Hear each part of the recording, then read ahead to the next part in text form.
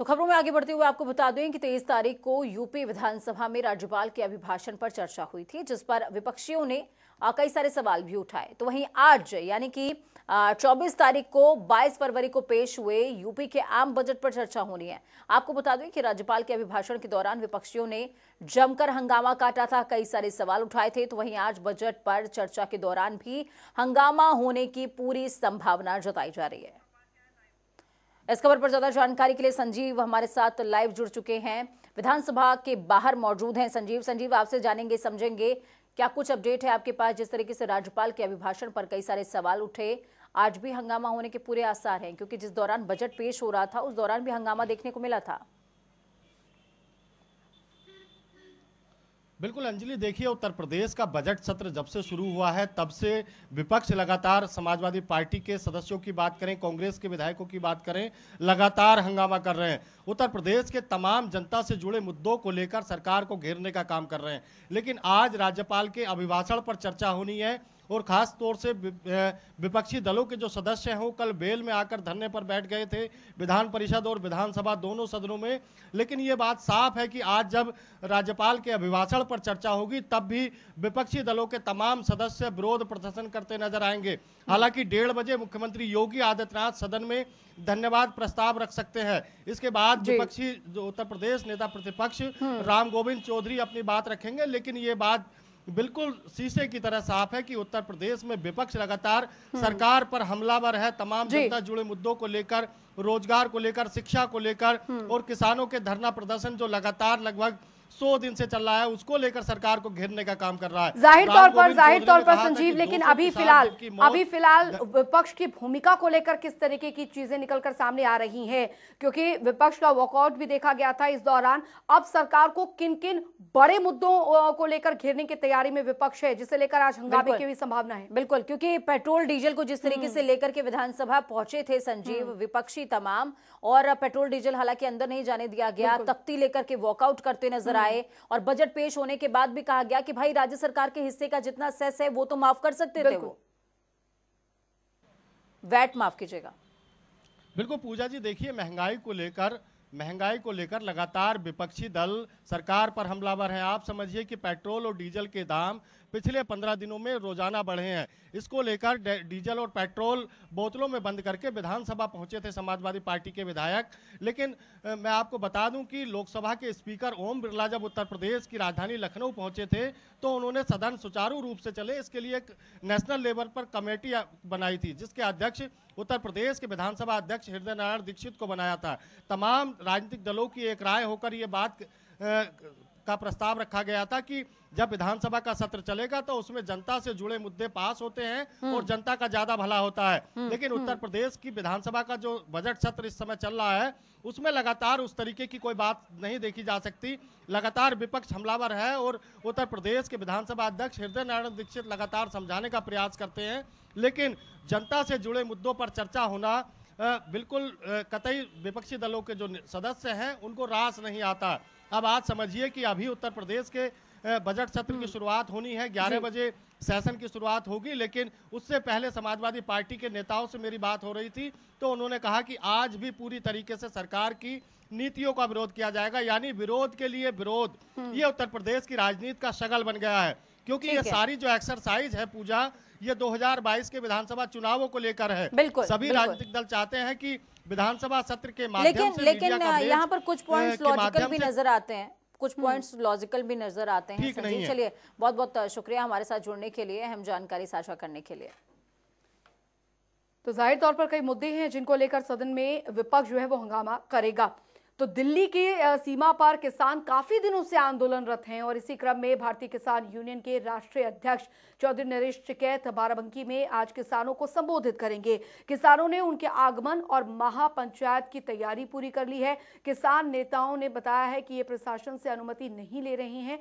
अगर अमित शाह बंगाल में ममता बनर्जी से अनुमति ले रही हूं तो वे भी अनुमति लेंगे। बता दें कि विकास खंड हरक के चौराहे पर किसानों की महापंचायत आयोजित है। तो ये कुछ आपको अहम तस्वीरें दिखा रहे हैं। पंचायत है, 3 काले कानून जिसको लेकर पूरे देश में आंदोलन चल रहा है। उसी परिप्रेक्ष्य में कल किसान यूनियन के राष्ट्रीय अध्यक्ष चौधरी नरेश टिकैत जी आ रहे हैं। कल यहाँ लगभग 12 बजे पंचायत स्थल पर पहुँचेंगे, रात वो लखनऊ आ जाएंगे। 3 जो काले कानून भारत सरकार लाई है उसके विरोध में वो वापस हों, एमएसपी को कानूनी दर्जा दिया जाए। और संवाददाता चमन मिश्रा हमारे साथ बाराबंकी से इस बीच जुड़ गए हैं इस खबर पर ज्यादा जानकारी के साथ। चमन, क्योंकि किसानों का आंदोलन पिछले 91 दिनों से जारी है, आज किसान महापंचायत जो है वो बाराबंकी में होने जा रही है, किस तरीके की तैयारी है? राकेश टिकैत और नरेश टिकैत भी वहां पर मौजूद होंगे, कितने बजे ये महापंचायत शुरू होगी? जी, आपको बताना चाहेंगे कि जो किसान आंदोलन है वो लगातार 3 महीने से चल रहा है, जिसको लेकर के आज बाराबंकी के हरख में एक किसान महापंचायत का आयोजन किया गया है, जिसमें नरेश टिकैत मुख्य अतिथि के रूप में आएंगे और वो किसानों को संबोधित करेंगे। ये किसान महापंचायत जो है दोपहर 1 बजे के आसपास शुरुआत होगी इसकी, और इसकी तैयारी पूरी कर ली गई है। ठीक है चमन, आप अपने पीछे की थोड़ी तस्वीरें दिखा दीजिए कि किस तरीके की तैयारियां की गई हैं। तमाम दर्शक मेरे ख्याल में वो तस्वीर देखना चाहेंगे। जी बिल्कुल, मैं आपको अपने पीछे दिखाना चाहूंगा कि किस तरह की तैयारियां हो गई हैं यहाँ पर। और ये मंच है जहाँ से आज नरेश टिकैत किसानों को संबोधित करेंगे, और ये पूरा पंडाल। जी बिल्कुल बिल्कुल चमन, लेकिन इस बीच प्रशासन से अनुमति का भी जिक्र हो रहा है। प्रशासन से इस किसान महापंचायत को संचालित करने के लिए क्या अनुमति ली गई है? जी, अगर अनुमति की बात करें तो किसान नेताओं का साफ तौर पे कहना है कि अगर पश्चिम बंगाल में अमित शाह अनुमति लेते हैं ममता सरकार से, तभी किसान अपनी महापंचायत करने के लिए बाराबंकी या पूरे उत्तर प्रदेश में अनुमति लेगा। ठीक है ठीक है चलिए चमन, बहुत बहुत शुक्रिया हमारे साथ जुड़ने के लिए, अहम जानकारी ग्राउंड जीरो से साझा करने के लिए। तो लेकिन इस तरीके के स्टैंड से कहीं ऐसा नहीं लगता अंजलि कि चीजें लेफ्ट राइट में सीधी सीधी डिवाइड होती नजर आ रही हैं? बिल्कुल, और जाहिर तौर पर ऐसे समय में जब पश्चिम बंगाल में विधानसभा चुनाव भी आने वाले हैं। बिल्कुल। तो वहीं आपको बता दें कि मुजफ्फरनगर में हुई झड़प के बाद लगातार सियासत गर्माती जा रही है। तो वहीं एक बार फिर से बीजेपी और राष्ट्रीय लोकदल आमने सामने आ गए हैं। लगातार राष्ट्रीय लोकदल और बीजेपी में वार पलटवार का सिलसिला जारी है। तो वहीं केंद्रीय मंत्री संजीव बालियान ने कहा कि यहीं पैदा हुए हैं और यहीं मरेंगे। जब तक आप राजनीति करने के लिए कहेंगे तब तक राजनीति करेंगे, आपके बीच में रहेंगे। जो लोग बाहर से आते हैं, चुनाव लड़ते हैं और चले जाते हैं, वो आपका भला करने वाले नहीं हो सकते। एलएम के लोग तय करेंगे। मैंने जैसा वहाँ का, मैं किसानों के साथ हूँ, जो वो तय करेंगे मैं उनके साथ। उनसे बात हुई, उन्होंने बताया क्या हुआ था, जो ऑलरेडी आ चुका है प्रेस में, वही बताया उन्होंने। और पुलिस भी मौजूद थी, उन्होंने भी देख लिया, दरवाज़ा भी देख लिया, और मुझे विश्वास है, मुझे लगता है कि न्याय होगा। मैं तो कल राजवीर सिंह जी की 13वीं में था, तो एक पार्टी के राष्ट्रीय लोकदल के 5-6 कार्यकर्ता आए, वहाँ कुछ नारेबाजी हो की, वहाँ धक्का मुक्की हुई और वे चले गए। मैं भी वहाँ से निकला और अगले गांव का आंकड़ा मेरे कार्यक्रम थे, वहाँ चला गया। उसके बाद उसको एक मुद्दा बना दिया गया, एक पार्टी के द्वारा मुद्दा बना के एक तरह से तोड़ फोड़ का प्रयास, इस समाज को तोड़ने का काम कर रहे हैं लोग। मैं सांसद हूँ, अगर मैं किसी की 13वीं में जाता हूँ, क्योंकि बहुत से लोग जो तोड़ने का काम करते हो, किसी की शादी में नहीं गए, 13वीं में नहीं गए, किसी के सुख दुख में रहे। मैं अपने क्षेत्र की, अपने जनता को अपना परिवार मानता हूँ, सबके सुख दुख में रहता हूँ। तो पवन हमारे साथ में लाइव जुड़ चुके हैं मुजफ्फरनगर से। पवन, क्या कुछ अपडेट है आपके पास? माफ कीजिएगा, फोन लाइन पर जुड़े हैं पवन हमारे साथ में। पवन, क्या कुछ अपडेट है आपके पास इस पूरे मामले के संबंध में? जी मैं आपको बता दूं, कल काफी गहमागहमी रही है, क्योंकि सुबह से ही इस मामले को लेकर सुबह 11 बजे चौधरी अजीत सिंह, जो रालोद के सुप्रीमो है, दिल्ली से सोरम पंचायत में आ गए थे। काफी लोग भीड़ रही वहाँ मौजूद। उन्होंने वही उस चीज का मुद्दा उठाया कि ये इस तरह की जो मारपीट थी, बड़ी दुखदायी घटना है और इस पर कार्रवाई होनी चाहिए। झड़प किस मामले पर हुई पवन? झड़प किस विषय को लेकर के हुई? जो थी वो ये थी कि केंद्रीय मंत्री संजीव बालियान वहाँ एक राजवीर सिंह है, उनके यहाँ 13वीं में गए थे, और 13वीं में जैसे ही अंदर लोग गए तो बाहर कुछ रालोद के कार्यकर्ता व पदाधिकारी मौजूद थे, जिन्होंने इनके समर्थकों को देखकर अपनी पार्टी के जिंदाबाद, चौधरी जिंदाबाद, किसान जिंदाबाद और संजीव बालियान मुर्दाबाद के नारे लगाने शुरू कर दिए। पवन, क्योंकि ये बाहरी और राज्य का होने की जो लड़ाई है यूपी में कोई नई नहीं है, और अक्सर जब चुनाव आने वाले होते हैं या कोई ऐसा मुद्दा होता है तो बाहरी और अंदरूनी की बातें चलती हैं, लेकिन अब किसान आंदोलन भी चल रहा है, तो कौन किसानों का कितना हितैषी है इसका एक बार जिन फिर निकलकर सामने आया है। पर जाहिर तौर पर चुनावी साल है, तो ऐसे में इस मुद्दे को हवा दी जा रही है। जी, क्योंकि अभी जिला पंचायत के चुनाव अप्रैल में होने हैं, उसके बाद भी 2022 में चुनाव है, फिर 2024 में भी चुनाव है, तो उसी को लेकर अब ये राजनीतिक बिसात बिछ चुकी है। छोटा सा एक मामला जो एक गांव का मामला था वो राजनीतिक तूल पकड़ गया। जो कभी चौधरी अजीत सिंह बड़े मामलों में जो किसान पंचायतें चल रही है गाजीपुर में, वहां पर भी नहीं आई है, लेकिन एक छोटी सी घटना पे अगर वो सोरम में आते हैं तो बहुत बड़ी बात है। रालोद को भी एक संजीवनी मिल रही है उस चीज से, लेकिन वहीं तुरंत उनकी पंचायत के साथ साथ ही रालोद के एक केंद्रीय मंत्री संजीव बालियान ने भी एक सोरम गांव के पास भट्टे पर अपनी पंचायत की सोरम भट्टे के उद्घाटन को लेकर, लेकिन वहां हजारों की भीड़ थी। वहीं मंत्री ने यह भी कहा कि अगर आप लोग कहोगे तो मैं राजनीति करूंगा, नहीं तो छोड़कर दिल्ली चले जाऊंगा।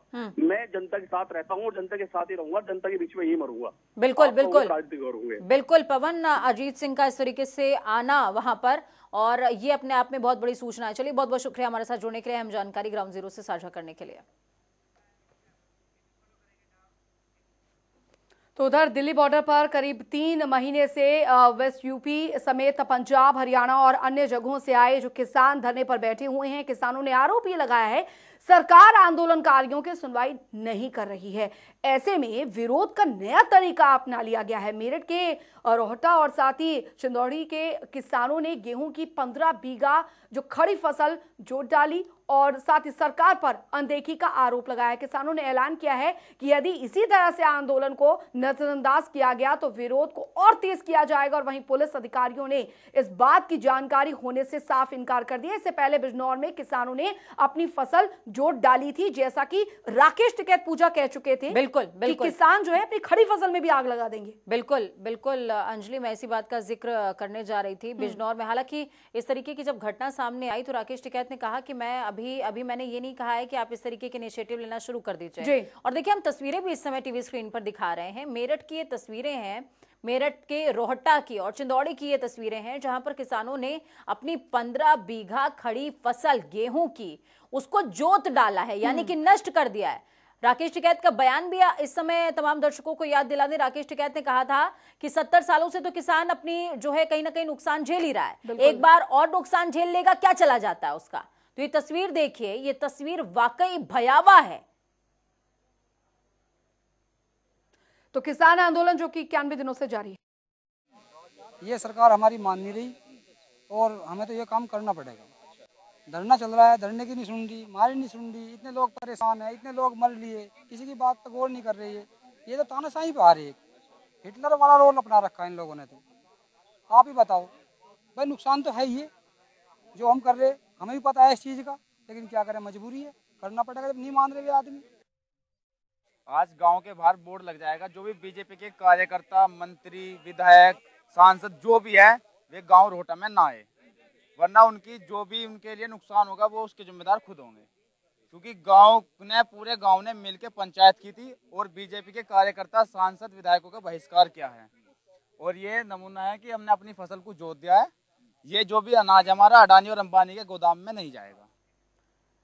तो विवेक तिवारी हमारे वरिष्ठ संवाददाता जुड़े हैं राजधानी लखनऊ से। विवेक जी, जिस तरीके से किसान साफ तौर पर आक्रामक नजर आ रहे हैं, वो साफ तौर पर कहते नजर आ रहे हैं कि ये हमारा अनाज अंबानी और अडानी के गोदाम तक नहीं पहुंचेगा, नुकसान हो रहा है, हमें भी पता है। ऐसी तस्वीर बिजनौर से भी सामने आई। हालांकि राकेश टिकैत के बयान के बाद जो ये इस तरीके की तस्वीरें सामने आ रही हैं, उसके बाद राकेश टिकैत ने खुद कहा कि अभी हमने इस तरीके की चीजें करने को नहीं कहा है।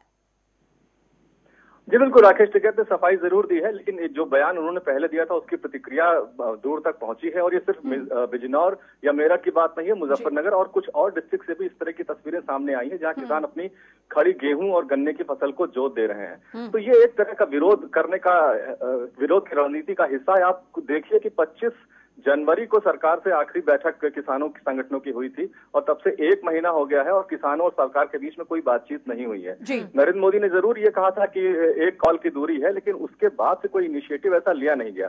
तो किसानों ने भी अब रणनीति बदल दी है। इस तरह के प्रदर्शन हो रहे हैं, खेतों को जोता जा रहा है। और अपना जो इनकी महापंचायत है उसको अब पश्चिमी उत्तर प्रदेश से पूर्वी और मध्य उत्तर प्रदेश में भी ले आए हैं। आज आगरा में राकेश टिकैत की पंचायत है और बाराबंकी में नरेश टिकैत की पंचायत हो रही है। तो किसानों ने भी अपनी रणनीति बदल दी है। गाजीपुर बॉर्डर पर इकट्ठा होने की बजाय वो गांव-गांव जाकर के सरकार का विरोध कर रहे हैं और कृषि कानूनों के लिए समर्थन जुटा रहे हैं। चलिए ठीक है, बहुत बहुत शुक्रिया हमारे साथ जुड़ने के लिए, अहम जानकारी ग्राउंड जीरो से साझा करने के लिए। तो आपको बता दें कि उत्तर प्रदेश में बिजली कंपनियां एक बार फिर से बिजली दर के स्लैब घटाते हुए विद्युत उपभोक्ताओं को झटका देने की तैयारी में है। बिजली कंपनियों ने अगले वित्तीय वर्ष के वार्षिक राजस्व आवश्यकता के साथ ही स्लैब परिवर्तन का प्रस्ताव विद्युत नियामक आयोग में दाखिल किया है। विद्युत नियामक आयोग ने पिछले साल कंपनियों के 80 से 43 स्लैब करने के प्रस्ताव को खारिज कर दिया था। बिल्कुल, तो इसके खिलाफ कंपनियों ने रिव्यू याचिका दाखिल करने के साथ ही अपील में मुकदमा कर एक बार फिर से एआरआर के साथ स्लैब परिवर्तन का प्रस्ताव दाखिल किया है। तो दिनेश त्रिपाठी हमारे संवाददाता जुड़ चुके हैं फोन लाइन पर हमारे साथ में। दिनेश, क्या कुछ अपडेट पूरे मामले में? बिजली का झटका लग सकता है उपभोक्ताओं को? जी बिल्कुल, जैसा कि बिजली कंपनियों ने स्लैब हटाने की बात तो कही है, लेकिन सरकार कहीं से भी इस स्लैब को घटाने के लिए सहमत नहीं है। सरकार ने कल विभागीय मंत्री श्रीकांत शर्मा ने कल एक अपनी बैठक किए हैं, जहां सभी विभागों के बिजली विभाग के सभी अधिकारियों को बुला के बैठक की है। स्लैब किसी भी तरह से घटाने की बात नहीं की जाएगी। हालांकि बिजली कंपनी घाटे में चल रही है, बावजूद इसके कंपनियों ने कहा था कि क्या इसको दिनेश इस तरीके से समझा जाए, पेट्रोल और डीजल पर घिरी सरकार बिजली पर नहीं घिरना चाहती? बिल्कुल, चुनावी वर्ष है पूजा। उत्तर प्रदेश में अगले साल 2022 में विधानसभा चुनाव है, जिसको देखते हुए सरकार कहीं से भी ये रिस्क नहीं उठाना चाहती है कि बिजली का दर बढ़ाया जाए, उपभोक्ताओं को इसको नई जिम्मेदारी मिले, उनको उनके बिल में बिल्कुल बढ़ावा हो। इसको देखते हुए बिजली उपभोक्ता कहीं से भी नाराज न हो, सरकार इस पर पूरा ध्यान दे रही है और चाह भी रही है कि चुनावी वर्ष में किसी भी तरह से कोई भी बिजली दर न बढ़े। चलिए ठीक है, बहुत बहुत शुक्रिया हमारे साथ जुड़ने के लिए, अहम जानकारी ग्राउंड जीरो से साझा करने के लिए। उधर कानपुर में दबंगों के घर समन कराने जाना सिपाहियों को महंगा पड़ गया। दबंग पिता पुत्रों और उनके साथियों ने सिपाहियों को न केवल दौड़ा कर पीटा, बल्कि उनकी वर्दी भी पकड़ दी। किसी तरह उन्होंने भागकर अपनी जान बचाई और थाने में सूचना दी। पीड़ित सिपाही की तहरीर पर पुलिस ने पिता पुत्रों समेत 10 के खिलाफ गंभीर धाराओं के तहत रिपोर्ट दर्ज की है और ये पूरा मामला आपको बता दें कि कर्नलगंज थाने का बताया जा रहा है। और संवाददाता अभिनव श्रीवास्तव हमारे साथ फोन लाइन पे जुड़ गए हैं ज्यादा जानकारी के साथ। अभिनव, किस तरीके से कानून व्यवस्था की धज्जियां उड़ाई जा रही हैं दबंगों द्वारा, वो साफ तौर पर जाहिर दिख रहा है, लेकिन क्या कानून को हाथ में लिया जा रहा है? क्या कानून का डर तक नहीं है ऐसे दबंगों में जब कार्रवाई पुलिस करने जाती है? तो देखिए अंजलि, आपको बता दूं कि एक तरफ तो पुलिस माफियाओं पर शिकंजा कसने के लिए उनके द्वारा बनाई गई अवैध संपत्तियों को निस्तेनाबूद कर रही है, लेकिन कहीं ना कहीं पुलिस की जो कार्यशैली है उस पर सवालिया निशान खड़े हो रहे हैं। क्योंकि आप बिकरू कांड देख लीजिए, कासगंज कांड देख लीजिए, उसके बाद भी पुलिस अभी भी नहीं सुधर रही है और लगातार अपराधियों से साठगांठ बनाए हुए हैं, जिसके चलते ऐसे कांड हो रहे हैं। बिल्कुल, मिली भगत का ये नतीजा है। चलिए बहुत बहुत शुक्रिया अभिनव हमारे साथ जुड़ने के लिए, अहम जानकारी साझा करने के लिए। तो इस बीच एक बड़ी और अहम जानकारी सामने आ रही है। बड़ी खबर, अहम जानकारी आपको दे दें, यमुना एक्सप्रेसवे पर भीषण सड़क हादसा। बेहद बड़ी खबर, हादसे में जो है 7 लोगों की मौके पर ही मौत हो गई। तो मौके पर पहुंची पुलिस प्रशासन की टीम और ये रात के वक्त हादसा हुआ था। 7 लोगों की दर्दनाक मौत हरियाणा के जींद के बताए जा रहे हैं ये लोग। और ये तस्वीरें हम आपको दिखा रहे हैं, देखिए किस दर्दनाक हादसा ये हुआ है। बताया जा रहा है कि तेल का टैंकर जो है दूसरी साइड से आ रहा था और डिवाइडर से टकराकर इस गाड़ी पर आ गिरा है। और चलिए इसी के साथ इस बुलेटिन में अभी के लिए फिलहाल इतना ही। बने रहिए जनता टीवी के साथ। नमस्कार।